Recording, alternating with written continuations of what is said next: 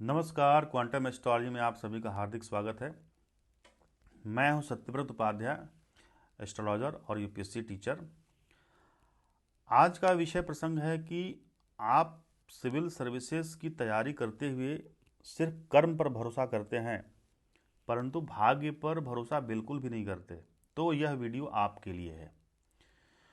देखिए, ज्योतिष शास्त्र में हम भाग्य और कर्म दोनों का स्टडी करते हैं और ठीक प्रकार से ज्ञात कर लेते हैं कि आपको कर्म कितना करना है, एफर्ट कितना करना है, और जो एफर्ट या मेहनत कर रहे हो उसमें भाग्य साथ देगा या नहीं, अथवा भाग्य साथ देगा भी तो कितना देगा। आप जिस एग्जामिनेशन की तैयारी कर रहे हो उसका नाम है इंडियन सिविल सर्विसेज, जो कि भारत का one of the toughest examination होता है। कुछ लोग तो इसे मदर ऑफ ऑल एग्जामिनेशन भी कहते हैं, जो बिल्कुल सत्य है। सिविल सर्विसेज में आईएएस, आईपीएस, आईएफएस, आईआरएस जो भी टॉप की पोस्ट होती हैं वो किसी राजा की पदवी से कम नहीं होती। जिस प्रकार किसी राजा का राजाभिषेक और राजतिलक होता है, ठीक उसी प्रकार से आप जब सेलेक्ट होते हो तो आपका भी राजाभिषेक होता है। ढोल नगाड़े बजते हैं, रातों रात आप सेलिब्रिटी बन जाते हो, परंतु इस सफलता के पीछे बहुत कड़ी मेहनत छुपी रहती है। लेकिन मेहनत तो सभी लोग करते हैं, तो सभी राजा क्यों नहीं बन जाते। मेरा अभिमत यह है कि सिविल सर्विसेज की तैयारी करिए, परंतु मेहनत करने का तरीका भी सही होना चाहिए। मेहनत करने का तरीका अपना बदलिए। सिर्फ हार्ड वर्क से काम नहीं चलेगा, स्मार्ट वर्क भी करना पड़ेगा। रात भर पढ़ रहे हो और दिन में सो रहे हो, ये आपका स्मार्ट तरीका नहीं। हार्ड वर्क हो सकता है तो हमारे चार्ट में, कुंडली में इन्हीं चीज़ों पर ध्यान देना है कि हमको कहाँ से रिजल्ट लेना है। अगर हम दिन में सो रहे हैं, रात में पढ़ रहे हैं, तो चार्ट में कौन सा हाउस ख़राब कर रहे हैं, कौन से हाउस को हम डीएक्टिवेट कर रहे हैं, किसको हम एक्टिवेट कर रहे हैं, इसका हमारे ऊपर प्रभाव या दुष्प्रभाव पड़ता है। तो इसी को कुंडली के माध्यम से सुधारना है। और थोड़ी बहुत जो कमियां रहती हैं ना इधर उधर की, वो चीज़ें अगर सुधर जाएं तो आपका काम बन जाएगा। थोड़ी छोटी मोटी रैंक लग जाती है। अब जिसके कुंडली में बिल्कुल भी योग नहीं है, वो बिल्कुल फोकस ही नहीं है, तो उसके लिए ये वीडियो नहीं है। लेकिन जो थोड़ा बहुत लड़ने में माहिर हैं, एंथुजियाजम है, लड़ रहे हैं, संघर्ष कर रहे हैं, उनके लिए वीडियो है। तो जो भी हमने टिप्स, जो भी हम अपना एक रिसर्च किए हैं कि भाई कहाँ से हम रिजल्ट ले सकते हैं, कहाँ से हम एक मनोवांछित फल प्राप्त कर सकते हैं, अपना जो भी मनोकामना है पूरी कर सकते हैं, तो ये वीडियो बहुत ध्यान से देखिएगा। मेरा कहने का तात्पर्य यह है कि अगर आपको मोबाइल ख़रीदना है तो वो किराने की दुकान पर नहीं मिलेगी, आपको मोबाइल की दुकान पर ही जाना पड़ेगा। ठीक है। आपको चाय पत्ती लेनी है तो आपको एप्पल के शोरूम में नहीं जाना है, आपको चाय पत्ती के लिए उसकी अलग स्पेशल दुकान होती है। तो एक पर्टिकुलर रिजल्ट लेने के लिए आपको उसी हाउस या उसी ग्रह से उम्मीद कर सकते हैं। ठीक है। हर ग्रह की एक प्रॉपर्टी होती है, हर हाउस की एक प्रॉपर्टी होती है। वो अपने प्रॉपर्टी, अपने गुणधर्म के हिसाब से ही रिजल्ट देता है। यही होता है स्टडी। मतलब ज्योतिष में हमको कहाँ से कैसे रिजल्ट प्राप्त करना है, इसका अगर आप कहीं से परामर्श ले लेंगे तो आपका काम बन जाएगा। तो यहाँ पे हम बात करेंगे कि हमको इम्प्रूव करना है एट्थ हाउस को। एट्थ हाउस को इम्प्रूव और ट्रांसफॉर्म करना है, एट्थ हाउस और सेकेंड हाउस। ठीक है। एट्थ और सेकेंड हाउस एक्सिस, मतलब कि एट्थ हाउस से सेवेंथ जब काउंट करोगे तो सेकेंड आएगा, जस्ट अपोजिट।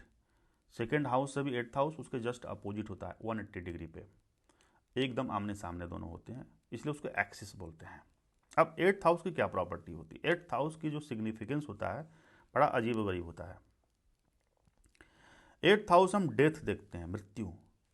एक निश्चित समय के बाद शरीर जो है, हमारा शरीर जो है, आत्मा जो शरीर छोड़ के चली जाती है। और फिर दूसरे शरीर की तलाश में रहती है आत्मा।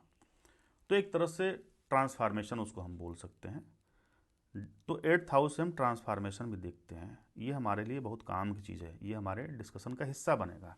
एज, एक निश्चित उम्र के बाद ही तो मृत्यु होती है, इसलिए उम्र भी हम 8th हाउस से ही देखते हैं। इन लॉज हमारे काम का चीज़ नहीं है, लेकिन चूँकि 7th हाउस से सेकेंड आपका 8th हाउस पड़ेगा, इसलिए वह इन लॉज होता है। मतलब कि आपकी स्पाउस की फैमिली इन लॉज ही तो हुई। लगन से आपका सेकेंड हाउस आपकी कुटुंब होती है, आपका फैमिली होता है, इसीलिए 7th हाउस से सेकेंड हाउस आपका ये इन लॉज होगा। इनहेरिटेंस, ठीक है, विरासत से जो चीज़ें मिल रही हैं आपको 8th हाउस से देखते हैं, ये हमारे लिए काम की चीज़ नहीं है फिलहाल में। सेक्सुअल एक्टिविटीज, ये बहुत इंपॉर्टेंट है हमारे लिए, 8th हाउस से देखते हैं। सस्टेनेंस ऑफ मैरिज, अच्छे मैरिज का होना 8th हाउस से देखते हैं। कुंडलिनी शक्ति, जो राउंड कर रहा हूँ हमारे लिए काम की चीज़ है।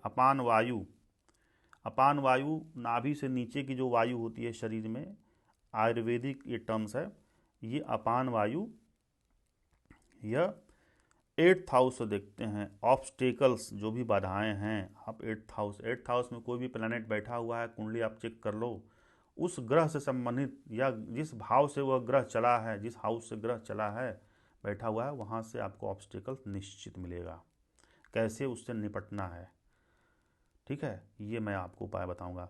टॉयलेट्स, जो सुबह टॉयलेट्स करते हैं 8th हाउस से देखते हैं। वेकअप टाइम, जो सुबह आप उठते हो, वेकअप टाइम आप 8th हाउस से ही देखते हैं। ये सारी प्रॉपर्टी जो है, जो मैं राउंड किया हूँ, ऐसे सर्कल किया हूँ, ये सब काम की चीज़ है, ये हमारे डिबेट और डिस्कशन का हिस्सा बनने वाला है आगे। अब बात करते हैं सेकंड हाउस। सेकंड हाउस आपकी जो वाणी होती है, सेकंड हाउस से देखते हैं। ये सेकंड हाउस स्पीच, वाणी, क्योंकि मुंह से हम बोलते हैं, साथ साथ में खाना भी खाते हैं, इसलिए फूड हैबिट्स भी होता है, वो सेकंड हाउस से ही देखते हैं। तो प्रोमिनेंट हो गया सेकंड हाउस। सेकंड हाउस एक 8th हाउस के जस्ट अपोजिट साइड में काउंट करेंगे तो 1 2 3 4 5 6 7, और सेकंड हाउस से भी अगर काउंट करेंगे तो 8th हाउस 7वां पोजीशन पर ही आएगा। तो ये दोनों एक दूसरे के पूरक हैं।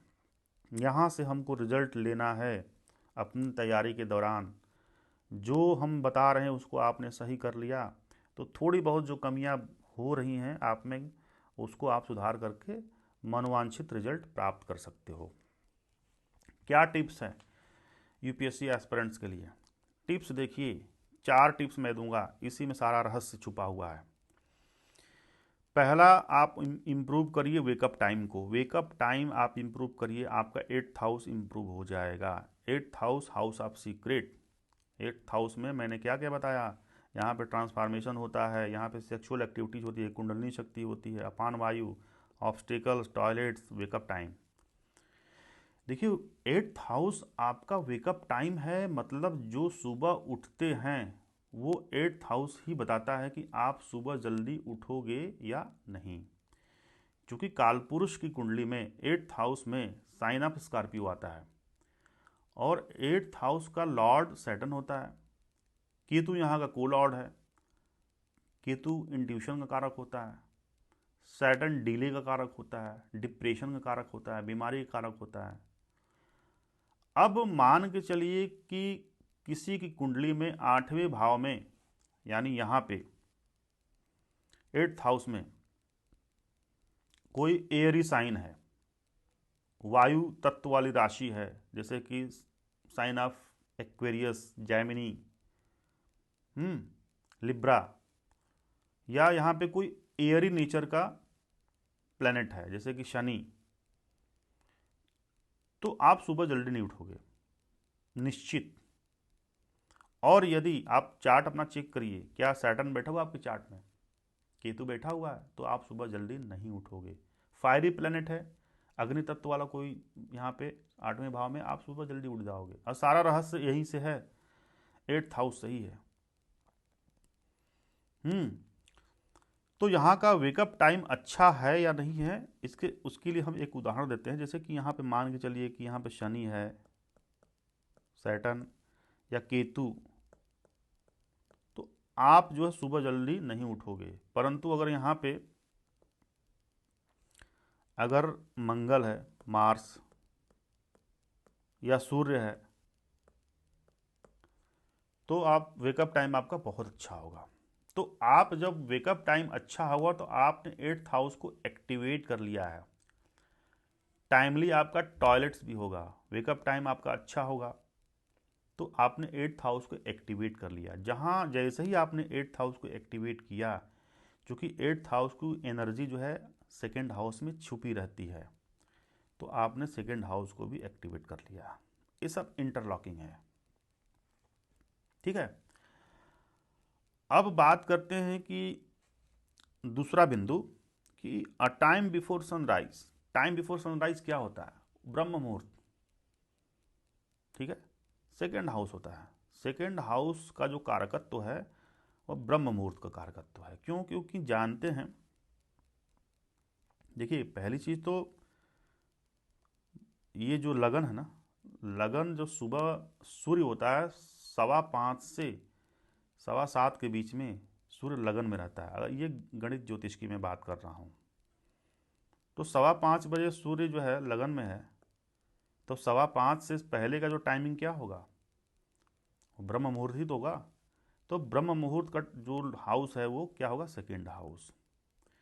तो सेकेंड हाउस 8th हाउस से 7th होता है, ये 8वां भाव है ना।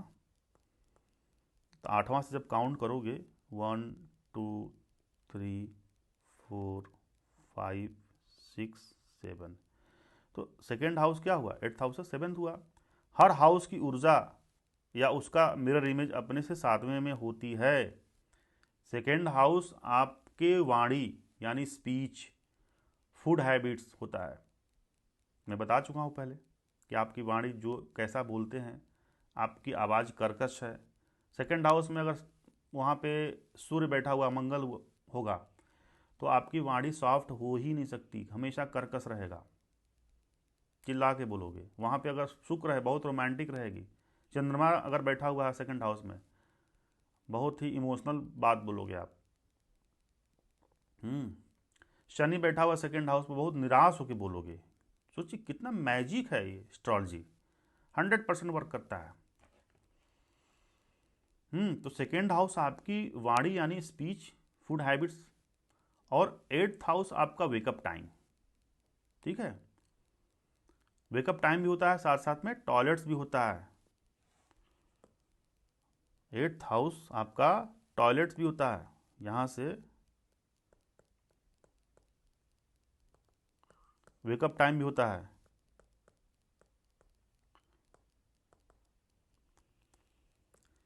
ठीक है, तो सेकेंड हाउस को कैसे एक्टिव करें?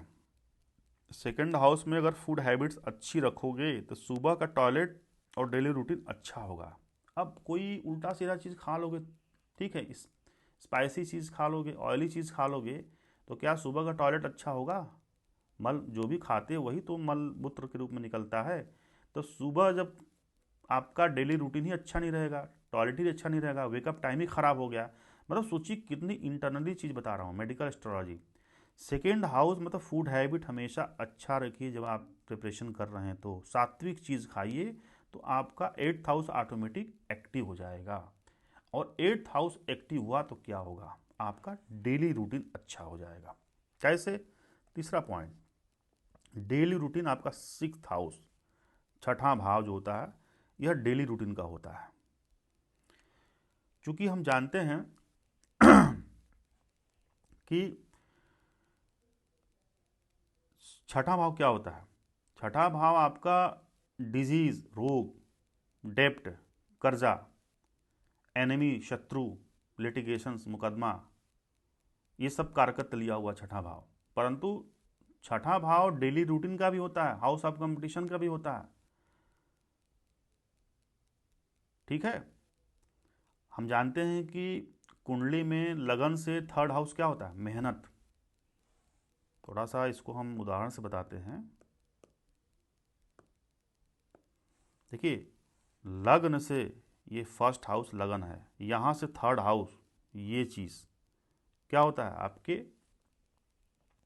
Communication skill, written and oral communication skill, धैर्य पराक्रम, ये सब मैं पहले वीडियो में बता चुका हूँ। ठीक है, लेकिन यह एफर्ट का भी होता है, प्रयास का होता है। थर्ड हाउस आपके मेहनत और एफर्ट का होता है, ठीक है, लगन से थर्ड हाउस। तो सिक्स हाउस क्या है? Daily routine.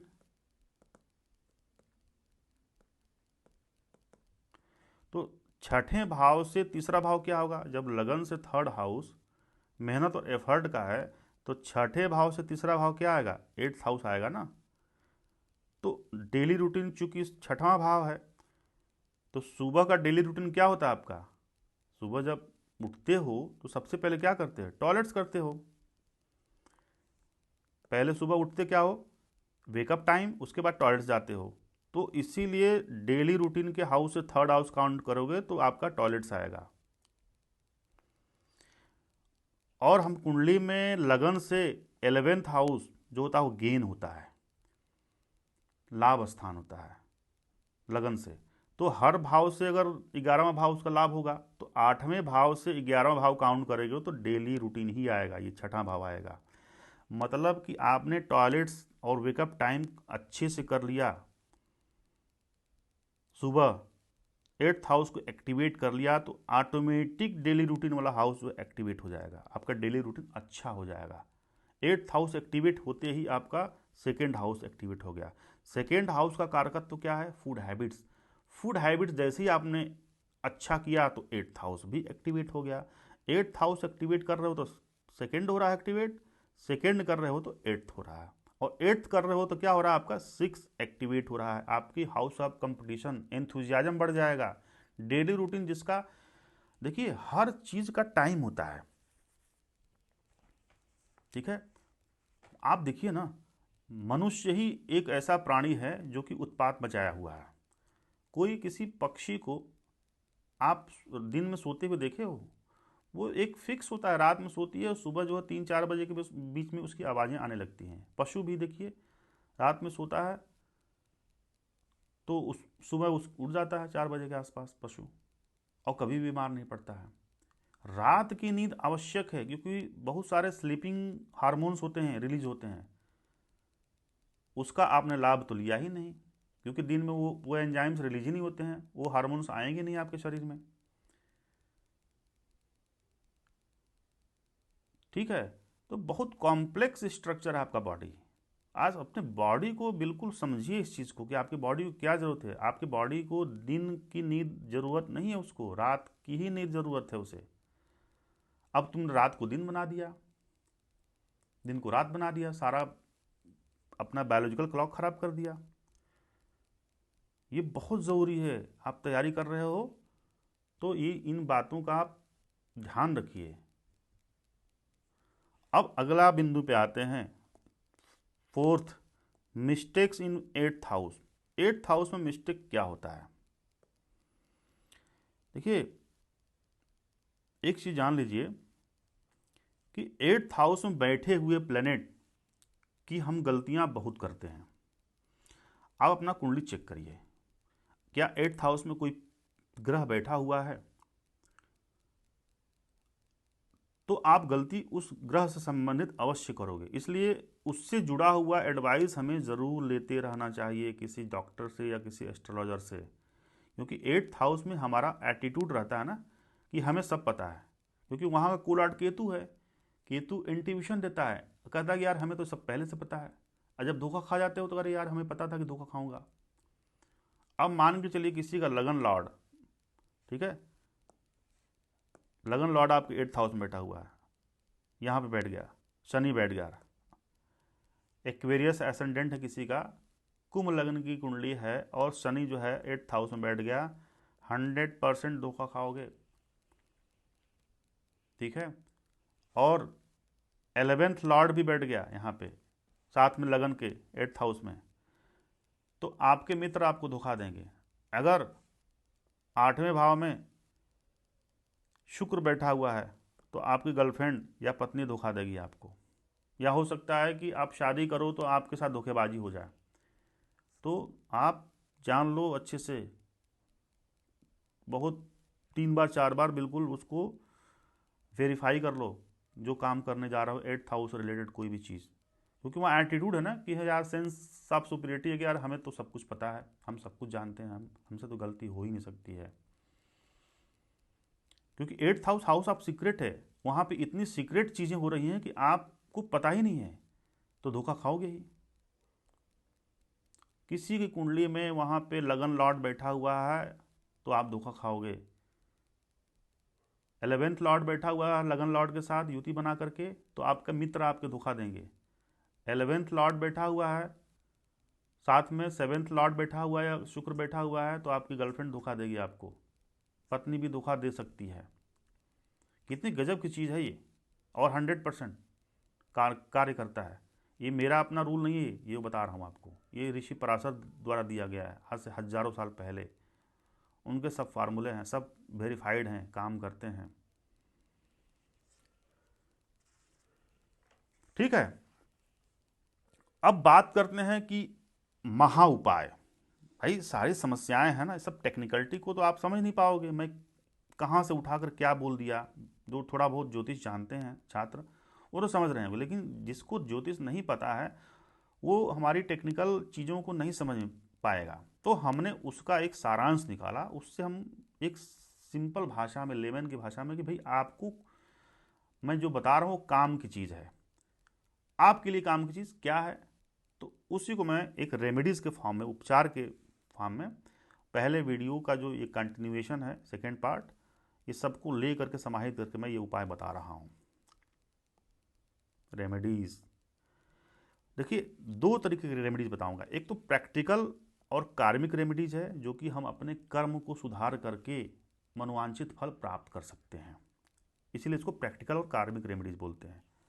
दूसरा है धार्मिक रेमेडीज़, जो कि पूजा अनुष्ठान करके अपना रिजल्ट अच्छा ले सकते हैं। तो पहले कार्मिक रेमेडीज़ के बारे में बात करते हैं। Improve wake up time, wake up time को इम्प्रूव करिए, प्रॉपर तरीके से सोइए और सुबह जल्दी उठ जाइए, ब्रह्म मुहूर्त में उठिए, तो आपका 8th हाउस एक्टिवेट हो गया। ठीक है, बायोलॉजिकल क्लॉक इम्प्रूव करिए, स्लीपिंग साइकिल इम्प्रूव करिए, तो आपका 8th हाउस इम्प्रूव हो गया। बायोलॉजिकल क्लॉक मतलब कि आपका जो बॉडी का जो एक क्लॉक है और जो हमारे नेचर का जो क्लॉक है, ठीक है, वो दोनों मैच करना चाहिए। जहाँ मिसमैच हुआ तो समझ लीजिए कि कुछ ना कुछ गड़बड़ी, व्याधि, बीमारी आपके शरीर में आएगी। किसी पशु पक्षी को बीमार होती हुई देखो आप, वो बीमार तो हम लोग करते हैं उसको, ठीक है। किसी पशु पक्षी को मेडिसिन की ज़रूरत नहीं पड़ती है, खुद से अपना उनका चल रहा है लाइफ अच्छे से, क्योंकि वो बायोलॉजिकल क्लॉक उनका बहुत सही है। और स्लीपिंग साइकिल भी अपना सही करिए, प्रॉपर नींद लीजिए, और वो साइकिल पैटर्न में होना चाहिए, इतने से इतने बजे के बीच में आपको सोना है। इससे आपका 8th हाउस इम्प्रूव होगा। जहाँ 8th हाउस इम्प्रूव हुआ तो सेकेंड ऑटोमेटिक होगा, और साथ में छठा भाव भी इम्प्रूव हो गया। हेल्दी फूड खाइए, healthy food habits, second house activate हो जाएगा, और सेकेंड हाउस एक्टिवेट होगा तो ऑटोमेटिक 8th हाउस एक्टिवेट हो जाएगा। नो लव अफेयर्स, मैं पहले वीडियो में बता चुका, इसकी कोई ज़रूरत नहीं। जब आप तैयारी कर रहे हो तो बिल्कुल संत बन जाइए, ऋषि बन जाइए। जैसे ऋषि मुनि महात्मा ये लोग जाके जंगल में तपस्या करते थे, उसी प्रकार से आप भी जाकर के मुखर्जी नगर करोल बाग में तपस्या कर रहे हो, तो बिल्कुल कोई लव अफेयर्स नहीं। ठीक है, अपने काम पर फोकस करो, सिर्फ फोकस अपने अपने लक्ष्य पे होना चाहिए, कुछ भी नहीं दिखना चाहिए। ठीक है, अब जो करना ही है तो कर लो शादी ना, क्यों तुम यार तुम डेटिंग फेटिंग कर रहे हो बिना मतलब फालतू चीज़ें, क्यों परेशान हो रहे हो? कर लो शादी, फिर तैयारी करो, वो ज़्यादा बेटर रहेगा बल्कि। लेकिन अफेयर नहीं करना है, बिल्कुल भी नहीं। ठीक है, avoid group study, group study और लव अफेयर्स दोनों 5th हाउस को रूल करता है। यहाँ खराब कर रहे हो अपना पढ़ाई लिखाई। ग्रुप स्टडी नहीं करना है, लव अफेयर नहीं करना है, नहीं तो आपका एजुकेशन स्तर गिर जाएगा, आपकी बुद्धि की स्तर गिर जाएगी। 5th हाउस को आपने खराब कर लिया। Take advice if any planet in 8th house, 8th house में कोई भी ग्रह बैठा हुआ है, आप अच्छे ज्योतिषी से दिखा लीजिए। मैं नहीं कहता हूँ कि मुझे ही दिखाइए, मेरे पास टाइम नहीं है, लेकिन किस वहाँ पे मान के चलिए कि house of profession 10th house का लॉर्ड बैठा हुआ 8th में, तो आपको मालूम है नहीं कि कौन सी प्रोफेशन हमको लेनी है, और फालतू आप IAS PCS की तैयारी कर रहे हो, क्योंकि हाउस ऑफ सीक्रेट में चला गया ना 10th हाउस। हो सकता है कि आपको कहीं और सर्विस लिखी हुई है, आप वहाँ पे एफर्ट नहीं कर रहे हो। ठीक है, तो ध्यान देना इन बातों का। 8वां बिंदु है do anulom vilom pranayam at least 20 minutes. कम से कम 20 मिनट का प्राणायाम करिए, सुबह और शाम दोनों टाइम, कम से कम प्रॉपर तरीके से एकदम विधिवत सीख करके आपका थर्ड हाउस ज़बरदस्त हो जाएगा। थर्ड हाउस का क्या है आपका, थर्ड हाउस ही मेन चीज़ है। सोचिए, थर्ड हाउस को आपने ख़राब कर लिया तो सब कुछ ख़राब हो गया। आपका यहीं से सबकॉन्शियस ब्रेन और थर्ड हाउस से तो अनुलोम विलोम करेंगे तो आपके अच्छे विचार आएंगे थर्ड हाउस में। ठीक है, एंजाइटी कम होगा, डिप्रेशन कम होगा, हाइपरटेंशन की समस्या से आपको मुक्ति मिलेगी। ठीक है, तैयारी करते करते लोगों की बीपी बढ़ जाती है। तो थर्ड हाउस को इम्प्रूव करना है तो अनुलोम विलोम। और लास्ट में सब कुछ होने के बाद भी मैं बता रहा हूँ, ये जो फाइनल जो पॉइंट है 9वां बिंदु, ये सबसे महत्वपूर्ण है। टू प्रैक्टिस सेलिबेसी, ब्रह्मचर्या का पालन करिए। जो लोग तैयारी कर रहे हैं UPSC सिविल सर्विसेज की, ठीक है, वो अखंड ब्रह्मचर्य का पालन करो, क्योंकि 8th हाउस जो है ना सेक्सुअल एक्टिविटीज़ है। आप सेक्सुअल एक्टिविटीज़ में इन्वॉल्व हो और तैयारी भी कर रहे हो, दोनों नहीं हो पाएगा। ब्रह्मचर्य का पालन करोगे तो आप सारे ग्रहों को आप कंट्रोल कर लिए, आपके ऊपर एस्ट्रोलॉजी वर्क ही नहीं करेगी, ज्योतिष काम नहीं करेगा। योगियों के ऊपर ज्योतिष काम नहीं करता है, किसी ऋषि को ऊपर ज्योतिष काम नहीं करता। कभी सुने हो कि किसी ऋषि के ऊपर ज्योतिष काम किया है? कोई ऋषि जो है किसी ग्रह का गुलाम है, कभी सुने हो आप? नहीं, क्योंकि उनका चेतना का जो स्तर है ना ऊपर उठ चुका है। वो सब ग्रह, हमारे जो शरीर में जो ग्रह के जो कण व्याप्त हैं उस सब को उन्होंने कंट्रोल कर लिया है अपने तप बल से, ब्रह्मचर्य के बल पे। आप भी ब्रह्मचारी बनो, अखंड ब्रह्मचारी का पालन करो। आपको कुछ भी उपाय करने की जरूरत नहीं अगर आप ब्रह्मचारी हो तो। ठीक है, बिल्कुल स्पष्ट आपका लक्ष्य होना चाहिए कि यही हमारा लक्ष्य है। ठीक है, महापुरुषों की गाथाएं पढ़ो, उनके बारे में उनकी जीवनी पढ़ो, अच्छे विचार लाओ। ठीक है, लंगोट के कच्चे रहोगे काम गड़बड़ हो जाएगा। तो आप जिस मिशन के लिए उतरे हो ना वो बहुत बड़ा मिशन है। ठीक है, उससे बड़ा मिशन कुछ भी नहीं है पूरे भारत में, बता रहे हैं। कोई भी एग्जाम UPSC का टक्कर का नहीं होता है। तो ब्रह्मचर्य आवश्यक है जब तक आप प्रिपरेशन कर रहे हो। हाँ, शादी किसी को होगी वो अलग बात है परंतु बार बार मैं कह रहा हूँ कि अगर आपने ब्रह्मचर्य का पालन करके तैयारी किया, आपके ऊपर एस्ट्रोलॉजी वर्क ही नहीं करेगी। आपने सारे ग्रहों को कंट्रोल में ले लिया। अब कोई ओशो की फिलॉसफी और पता नहीं किस फिलॉसफी मत सुनने लगना। ठीक है, संभोग समाधि ये वो दुनिया भर की चीज़ें हैं। बहुत सारे ऐसे चरवाक के सिद्धांत और दुनिया भर के फिलॉसफर हैं, वो बकवास है सब। मैं जो कह रहा हूँ ना वही सत्य है, ये सब आजमाई हुई चीज़ें हैं। ठीक है, अब आते हैं धार्मिक रेमेडीज। धार्मिक रेमेडीज में चैंट, नाम जप, कोई भी आपके जो आराध्य हैं उनका खूब नाम जप करिए सुबह शाम। आपका थर्ड हाउस बहुत अच्छा हो जाएगा, ब्रेन आपकी बहुत अच्छी हो जाएगी। क्योंकि देखिए, जिस प्रकार से आपको भोजन की ज़रूरत पड़ती है, खाना खाते हो, नीड्स है आपकी, उसी प्रकार से हमारे दिमाग को भी भोजन, एक इमोशनल फूड चाहिए उसको भी अच्छे भोजन की तलाश है। अच्छा भोजन क्या है? अच्छी किताबें पढ़िए, खूब रीडिंग करिए, तो जैसा आप इनपुट दोगे वैसा ही आउटपुट पाओगे।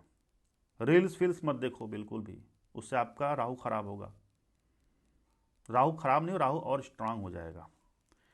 और लास्ट में सबसे बड़ा है जो उपाय जिसके बारे में मैं कह रहा हूँ, महा उपाय। ये महा उपाय, इससे बड़ी शक्ति कुछ भी नहीं है। चैंट श्री विष्णु सहस्त्र नाम। विष्णु सहस्त्र नाम आप जाप करिए पर डे, बृहस्पतिवार से शुरू करिए।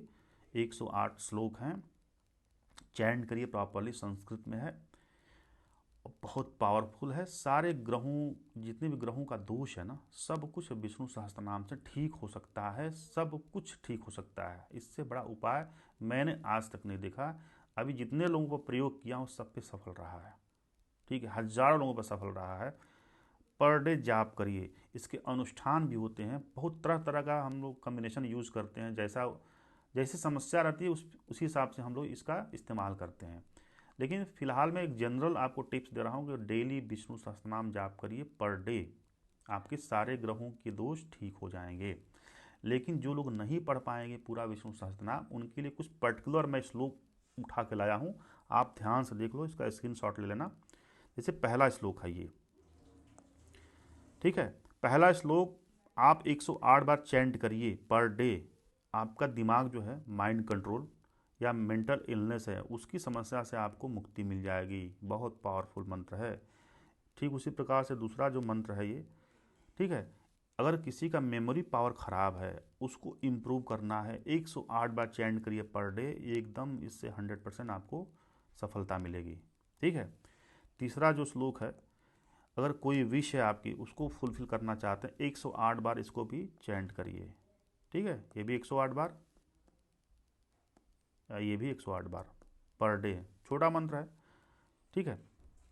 ये मंत्र देखिए, अचीवमेंट के लिए, कार्य सिद्धि, ये सब यूज किया गया है, इसको आजमाया गया, तब बता रहा हूँ आप लोगों को। कोई भी कार्य सिद्धि आपको करनी है, सिद्ध नहीं हो रहा कोई भी कार्य, अचीवमेंट के लिए आप 108 बार इसका भी आप जाप करिए पर डे। ठीक है। ये पांचवा जो है, ये भी बहुत पावरफुल है, विक्ट्री के लिए, विजय प्राप्त के लिए। कहीं आपको हार का सामना करना पड़ रहा है, बार बार आपको विजय प्राप्त करनी है, ये जो है मंत्र आप 108 बार चैंट करिए, बहुत पावरफुल है। ये जो छठा मंत्र है, कोई प्रोफेशन में आपका प्रमोशन नहीं हो रहा, ग्रोथ नहीं हो रहा, उसके लिए आपको ये भी 108 बार पर डे जाप करिए, आपको लाभ मिल जाएगा। जो लोग विष्णु सहस्त्रनाम पूरा पाठ नहीं कर पाएंगे उनके लिए है, लेकिन जो लोग पूरा रोज़ पाठ करते हैं वो तो बेस्ट है। और एक अनुष्ठान भी होता है जो कि पर्टिकुलर आपको उससे बहुत ज़्यादा रिजल्ट मिलता है, उसके लिए मैं कभी बाद में वीडियो बना दूंगा, क्योंकि ये बहुत लंबा वीडियो हो जाएगा। और एक अपडेट की, मैं अपना एक यूपीएससी चैनल मेरा है, मैं उसमें पढ़ाता हूँ, कभी कभार कुछ वीडियो डाल देता हूँ, परंतु मैं ज्योग्राफी रेगुलर पढ़ाने वाला हूँ। और पूरा सिलेबस कंप्लीट होगा, वो फ्री होगा वो, और उसमें बाइलिंगुअल रहेगा, मतलब इंग्लिश और हिंदी मीडियम के छात्रों के लिए रहेगा, दोनों लोगों के लिए रहेगा, दोनों लोगों को समझ में आ जाएगा। उसका मैं डिटेल्स जो भी है चैनल का, वो डिस्क्रिप्शन बॉक्स में डाल देता हूँ, आप वहाँ से लिंक क्लिक करके आप देख सकते हैं। ठीक है, आपको अच्छा लगेगा। तो आज के लिए इतना ही। Thank you.